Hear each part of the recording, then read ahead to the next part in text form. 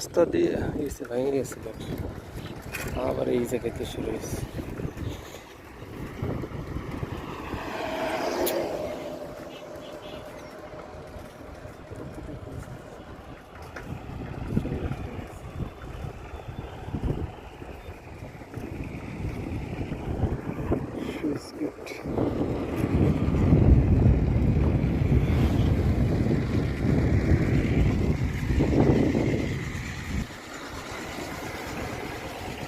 মাথার ক্যাপটা হারাইয়ে আইছি, মাথার ক্যাপটা অবশ্য হারাইছি ইসে, ওই যে দোকানে নাস্তা খাইলাম ওই দোকানে খুইলা খাইছি, তো এই কারণে মাথার ক্যাপটা হারাইছি। ঠাড়া পড়া রোদ্দুর, এর ভিতরে যে কীভাবে কী করবো মানে সেই চিন্তা করতেছি। প্রায় 100 কিলোমিটার পথ পাড়ি দিতে হইবে এখন। তবে এই রাস্তাটাতে সাইকেল চালাইতে ভালোই লাগতেছে, খুব ফ্রেশ একটা রাস্তা পাইলাম।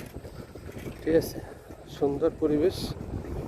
আর কালকে রাত্রে সিদ্ধান্ত নিয়েছি দিলে এই দিক দিয়ে পানখালি গিয়ে ঢুকবো, ওই দিক দিয়ে বানিসান্তা দিয়ে মোংলা পোর্ট দিয়ে বেরোয় যাব।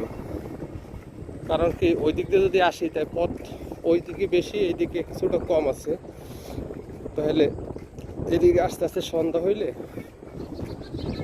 ব্যাপারটা একটু ভয়ের আছে, কারণ অনেকটা জায়গা আছে নির্জন এলাকা, এর জন্য। এগুলো কাতিয়ালং বাজার, কাতিয়ালং নামও তো মুখোশ করতে পারতেছি না, এই অবস্থা।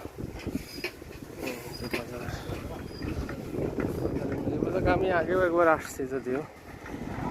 ঠিক আছে,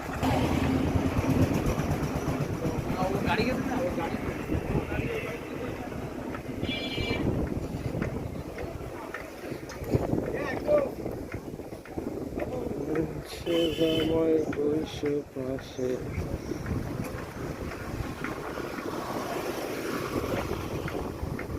সুইস প্লাজা।